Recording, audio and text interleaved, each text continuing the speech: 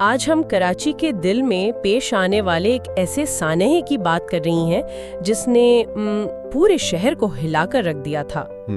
آپ لوگ سن رہے ہیں بلال کا زاویہ۔ ویڈیو اچھے لگے تو لائک کرو۔ گل پلازا کی آگ جی، ایک بہت ہی المناک واقعہ۔ ہمارے پاس اس کو سمجھنے کے لیے کافی کچھ ہے۔ نیوز رپورٹس ہیں، سرکاری بیانات بھی ہیں اور کچھ ایسی جھلکیاں بھی ہیں جو ہمیں دکھاتی ہیں کہ اس آگ میں اصل میں کیا کچھ جل کر راکھ ہو گیا۔ بالکل۔ تو ہمارا مقصد صرف یہ دہرانا نہیں کہ کیا ہوا، بلکہ ہم یہ سمجھنے کی کوشش کریں گے کہ ایک چھوٹی سی چنگاری آخر اتنے بڑے المیے میں کیسے بدل گئی۔ آپ نے بالکل صحیح نقطہ اٹھایا۔ دیکھیں، اسے صرف ایک عمارت میں لگی آگ سمجھنا یہ بہت بڑی غلطی ہوگی۔ اچھا جی، یہ کہانی ہے ایک ہلچل سے بھرپور کاروباری مرکز کی۔ یہ کہانی ہے ہزاروں خاندانوں کے روزگار کی اور ان تمام چھوٹی چھوٹی غفلتوں کی جو مل کر ایک بہت بڑی تباہی بن گئی۔ یعنی یہ واقعہ شہری ترقی اور حفاظتی معیارات پر بہت گہرے سوالات اٹھاتا ہے۔ بہت تلخ سوالات۔ جی، تو پھر کہانی کو وہیں سے شروع کرتے ہیں جہاں سے کرنی چاہیے۔ آگ لگنے سے پہلے یہ گل پلازا تھا کیا؟ ہمارے پاس ایک ٹریول ویب سائٹ کا حوالہ ہے، وانڈر لاگ۔ وہ اسے صرف ایک شاپنگ مال نہیں کہتی بلکہ ایک ون سٹاپ شاپ کہتی ہے۔ یعنی ہر چیز ایک ہی جگہ پر۔ بالکل، گھر کی سجاوٹ سے لے کر بچوں کے کھلونوں تک، کپڑے، الیکٹرانکس، مطلب آپ نام لیں اور وہ چیز وہاں موجود تھی۔ خاص طور پر تھوک کے خریداروں کے لیے اور جن گھروں میں شادیاں ہوتی تھیں ان کے لیے تو یہ ایک طرح کی جنت تھی۔ جی، اور اس کی معاشی اہمیت کتنی تھی؟ اس کو سمجھنا بہت ضروری ہے۔ ایک یوٹیوب ویڈیو ہے جو اس سانحے سے کچھ عرصہ پہلے کی ہے۔ اس میں آپ کو زندگی نظر آتی ہے، دکانیں بھری ہوئی ہیں، گاہک ہیں، بھاوتا ہو رہا ہے، ایک گہما گہمی کا عالم۔ جی، یہ کوئی عام پلازا نہیں تھا۔ آپ اندازہ لگائیں، تقریباً 8,000 مربع گز پر پھیلی عمارت۔ 8,000 مربع گز؟ اور اس میں 1,200 کے قریب دکانیں۔ 1,200 دکانیں؟ جی، تو اس سے کتنے خاندان جڑے ہوں گے، دکاندار، ان کے ملازمین، پھر سپلائرز۔ یہ ایک پورا اکنامک ایکو سسٹم تھا جو اس ایک عمارت کے گرد گھومتا تھا۔ اس پیمانے کو سمجھے بغیر ہم نقصان کا اندازہ نہیں لگا سکتے۔ بالکل نہیں۔ تو اب اس زندگی سے بھرپور منظر سے ہم سیدھا چلتے ہیں 17 جنوری 2026 کی رات میں۔ جی، جو ٹائم لائن ہمیں مختلف رپورٹ سے ملتی ہے اس کے مطابق کہانی رات 10:15 بجے کے قریب شروع ہوتی ہے، گراؤنڈ فلور سے۔ جی، گراؤنڈ فلور پر مصنوعی پھولوں کی ایک دکان سے آگ بھڑکتی ہے اور پھر دیکھتے ہی دیکھتے پوری عمارت کو اپنی لپیٹ میں لے لیتی ہے۔ رپورٹس میں یہی بتایا گیا کہ وہاں آتش گیر مواد مطلب فلیمیبل مٹیریل بہت زیادہ تھا اور وینٹیلیشن، ہوا کے گزرنے کا راستہ، جی، اس کا کوئی مناسب انتظام نہیں تھا۔ تو آگ کو پھیلنے کے لیے ایک بہترین ماحول مل گیا۔ اور یہیں سے میرا خیال ہے غفلت کی کہانی شروع ہوتی ہے۔ یہیں سے ایک خوفناک تصویر نظر آنا شروع ہوتی ہے۔ دیکھیں، آگ کا لگنا ایک حادثہ ہو سکتا ہے۔ ہو سکتا ہے، یہ سراسر ناکامی ہے۔ کس قسم کی ناکامی؟ عمارت میں آگ سے بچاؤ کا کوئی بنیادی نظام تک موجود نہیں تھا۔ جیسے کہ نہ کوئی اسموک الارم، نہ پانی کا چھڑکاؤ کرنے والے وہ سپرنکلرز ہوتے ہیں، جی، سپرنکلر سسٹم، وہ بھی نہیں۔ یہاں تک کہ آگ بجھانے والے جو بنیادی اوزار ہوتے ہیں نا، فائر ایکسٹنگوشر، وہ تک نہیں تھے۔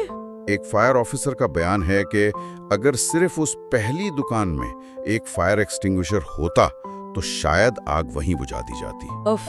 لیکن جو بات مجھے سب سے زیادہ پریشان کر رہی ہے وہ ان آلات کی کمی نہیں بلکہ وہاں سے نکلنے کے راستوں کا بند ہونا ہے۔ جی، یہ اس سے بھی بڑا مسئلہ تھا۔ 24 نیوز کی رپورٹ کہتی ہے کہ عمارت سے باہر نکلنے کے 16 راستے تھے، لیکن ان میں سے 13 یا 14 بند تھے۔ صرف 2 راستے کھلے تھے۔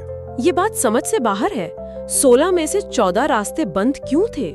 کیا یہ روز کا معمول تھا؟ یہی لگتا ہے، یہ ایک دن کی غفلت نہیں لگتی بلکہ ایک معمول کی لاپرواہی لگتی ہے۔ لیکن کیوں؟ اکثر ایسی جگہوں پر سیکیورٹی کے نام پر یا چوری کے ڈر سے غیر ضروری راستے بند کر دیے جاتے ہیں، یہ سوچے بغیر کہ کسی ایمرجنسی میں یہی راستے زندگی اور موت کے بیچ کی لکیر بن جاتے ہیں۔ بالکل، اس ایک فیصلے نے گل پلازا کو ایک شاپنگ سینٹر سے ایک جال میں، ایک ٹریپ میں بدل دیا تھا۔ اور اسی وجہ سے یہ ایک چھوٹے حادثے سے ایک بہت بڑے انسانی المیے میں تبدیل ہو گیا۔ جی، اور اس المیے کے جو اعداد و شمار ہیں وہ واقعی خوفناک ہیں۔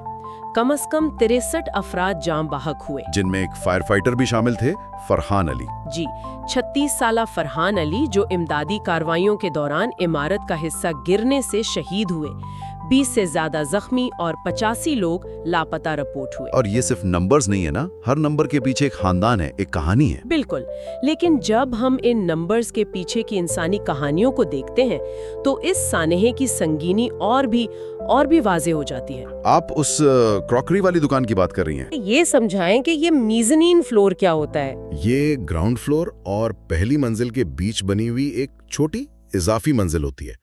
اکثر دکانوں میں ایسی جگہ سامان رکھنے کے لیے استعمال ہوتی ہے، اور وہاں سے نکلنے کے راستے بھی کم ہوتے ہوں گے؟ عموماً تنگ اور کم ہوتے۔ تو ہوا یہ کہ اس ایک دکان سے ایک ساتھ 30 لاشیں برآمد ہوئی۔ 30 ایک ہی جگہ سے؟ ناقابل یقین ہے۔ جی، اور جب اس کے پیچھے کی وجہ پتہ چلتی ہے تو دل اور بھی ڈوب جاتا ہے۔ شادیوں کا سیزن تھا، دکان پر سیل لگی ہوئی تھی، تو رش زیادہ ہوگا؟ بہت زیادہ۔ اور انہوں نے فیصلہ کیا کہ وہ دکان رات 10 بجے کے بجائے 2 بجے تک کھلی رکھیں گے۔ ایک عام کاروباری فیصلہ جو آخر میں اتنا جان لیوا ثابت ہوا۔ جی، بتایا گیا ہے کہ جب آگ لگی اور دھواں بھرنا شروع ہوا تو دکان میں موجود لوگوں نے شٹر گرا کر خود کو اندر بند کر لیا۔ انہوں نے سوچا ہوگا کہ وہ دھوئیں سے بچ جائیں گے اور باہر سے مدد آ جائے گی۔ شاید یہی سوچا ہوگا۔ یہ اس سانحے کا سب سے المناک نفسیاتی پہلو ہے۔ انہوں نے وہی کیا جو شاید ہم میں سے کوئی بھی کرتا، خطرے کو باہر رکھنے کے لیے خود کو ایک محفوظ جگہ پر بند کر لینا۔ لیکن ان کا یہی عمل ان کے لیے جان لیوا بن گیا۔ بالکل، انہیں اندازہ ہی نہیں تھا کہ آگ سے زیادہ خطرناک اور مہلک اس کا دھواں ہوتا ہے، جس میں کاربن مونو آکسائڈ ہوتی ہے اور چند منٹوں میں ہی انسان کو بے ہوش کر کے مار دیتی ہے۔ تو وہ اندر بچاؤ کا انتظار کرتے رہے اور دم گھٹنے سے ہلاک ہو گئے۔ یہ بدقسمتی اور حفاظتی اقدامات کے فقدان کا ایک ایسا خوفناک امتزاج تھا جس کی کوئی مثال نہیں ملتی۔ سانحہ اتنا شدید تھا کہ کئی لوگوں کی شناخت کے لیے DNA ٹیسٹنگ کا سہارا لینا پڑا۔ جی، اس تباہی کے بعد کا منظر بھی اتنا ہی سنگین تھا۔ حکومت سندھ نے اسے قومی سانحہ قرار دیا، معاوضے کا اعلان بھی ہوا۔ لیکن نقصان ناقابل تلافی تھا۔ عمارت کا ڈھانچہ بری طرح متاثر ہوا، اس کا ایک حصہ گر بھی گیا۔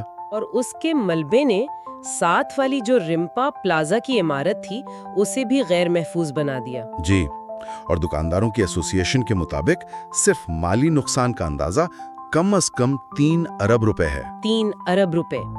یہ صرف دکانوں کی قیمت نہیں، یہ لوگوں کی زندگی بھر کی جمع پونجی تھی۔ ان کے خواب تھے، ان کا مستقبل تھا، سب کچھ جل کر راکھ ہو گیا۔ اور پھر معاملہ آتا ہے سندھ بلڈنگ کنٹرول اتھارٹی یعنی SBCA کا۔ ہاں، وہ ادارہ جس کا کام یہ یقینی بنانا ہے کہ عمارتیں محفوظ ہیں۔ یہاں ایک بہت بڑا تضاد سامنے آتا ہے نا؟ بہت پریشان کن تضاد ہے۔ SBCA کا دعویٰ ہے کہ عمارت قانونی تھی اور اس کے منظور شدہ نقشوں میں 16 ہنگامی راستے دکھائے گئے تھے۔ لیکن پولیس اور فائر بریگیڈ کی رپورٹیں تو کچھ اور ہی کہہ رہی ہیں۔ وہ چیخ کر کہہ رہی ہیں کہ ان میں سے زیادہ تر بند تھے۔ تو یہ صرف ایک عمارت کی غفلت نہیں، یہ تو پورے سسٹم کی ناکامی ہے۔ یہ چیک باکس سیفٹی کی ایک بہترین مثال ہے، جہاں قوانین تو کاغذ پر بنتے ہیں لیکن ان پر عمل درآمد کروانے والا کوئی نہیں ہوتا۔ تو سوال یہ پیدا ہوتا ہے کہ اگر ان کی ذمہ داری نگرانی کرنا تھی تو وہ نگرانی کہاں تھی؟ یہ ایک بنیادی سوال ہے جس کا جواب ملنا بہت ضروری ہے۔ لیکن اس مایوسی کے عالم میں کچھ مثبت کوششیں بھی نظر آئیں۔ جی، کمیونٹی کی طرف سے۔ ARY نیوز کی ایک رپورٹ کے مطابق گورنر سندھ نے متاثرہ تاجروں کو صدر میں واقع پارکنگ پلازا میں عارضی دکانیں دینے کی تجویز دی تاکہ کم از کم ان کا روزگار فوری طور پر بحال ہو سکے۔ یہ ایک روایتی لیکن اہم قدم تھا۔ لیکن اس کے ساتھ ساتھ ایک بہت ہی جدید اور دلچسپ رد عمل بھی دیکھنے میں آیا۔ آپ ڈیجیٹل رد عمل کی بات کر رہے ہیں؟ جی، جو ہمارے آج کے دور کی عکاسی کرتا ہے۔ بالکل۔ حکومت کے سست رد عمل کے مقابلے میں کمیونٹی کی طرف سے ایک تیز رفتار حل پیش کیا گیا، ریڈٹ جیسے سوشل میڈیا پلیٹ فارمز پر اور gulplaza.pk جیسی ویب سائٹس پر۔ جی، ٹیکنالوجی سے وابستہ لوگوں نے یہ پیشکش کی کہ وہ متاثرہ دکانداروں کے لیے مفت آن لائن سٹورز بنا دیں گے۔ یہ تو ایک بہت ہی زبردست پہل ہے۔ یعنی اگر آپ کی فزیکل دکان تباہ ہو گئی ہے تو آپ کی ڈیجیٹل دکان فوراً کھل سکتی ہے۔ واہ، اور یہ ہمیں مستقبل کی ایک جھلک دکھاتا ہے. یہ ظاہر کرتا ہے کہ کس طرح ٹیکنالوجی اور کمیونٹی کا جذبہ روایتی اداروں کی سستی کا متبادل بن سکتا ہے. یعنی ایک طرف حکومتی مشینری تھی جو کمیٹیاں بنا رہی تھی اور معاوضوں کا اعلان کر رہی تھی، اور دوسری طرف نوجوان تھے جو چند گھنٹوں میں ایک عملی حل پیش کر رہے تھے. یہ اس بات کا ثبوت ہے کہ آج کے دور میں کاروبار کو زندہ رکھنے کے لیے ڈیجیٹل موجودگی کتنی اہم ہو سکتی ہے. بہت زیادہ. تو اس ساری گفتگو کو سمیٹتے ہوئے ہم یہ کہہ سکتی ہیں کہ گل پلازا کی کہانی صرف ایک آگ کی کہانی نہیں ہے. نہیں، بالکل نہیں. یہ ایک زندہ دل متحرک کمیونٹی کی کہانی ہے جسے ایک ایسے سانحے نے تباہ کر دیا جسے روکا جا سکتا تھا. بالکل. یہ حفاظتی قوانین کو نظر انداز کرنے اور ان پر عمل درآمد کرانے میں ناکامی کی ایک عبرتناک مثال ہے. اس واقعے کی تحقیقات تو ابھی جاری ہیں. جی جاری ہیں، لیکن جو تفصیلات اب تک سامنے آئی ہیں وہ غفلت کی ایک واضح تصویر پیش کرتی ہیں. تو کیا گل پلازا کی کہانی صرف کراچی کی ایک مارکیٹ کی نہیں؟ نہیں، یہ دنیا بھر کے تیزی سے پھیلتے ہوئے شہروں کے لیے ایک اہم سوال اٹھاتی ہے. اور وہ سوال کیا ہے؟ سوال یہ ہے کہ جب ہم ترقی کی دوڑ میں بڑی بڑی گنجان آباد عمارتیں اور کاروباری مراکز تعمیر کرتے ہیں تو کیا ہم ان میں کام کرنے والے اور آنے جانے والے لاکھوں لوگوں کی حفاظت کو بھی اتنی ہی اہمیت دیتے ہیں؟ یا ہم صرف چمکتی ہوئی عمارتوں کی شکل میں مستقبل کے سانحات کی بنیاد رکھ رہے ہیں؟ کیا آپ اس بات سے متفق ہیں؟ کومنٹ میں اپنی رائے دیں. ویڈیو پسند آئی تو لائک کریں اور بلال کا زاویہ کو ابھی سبسکرائب کریں. شکریہ.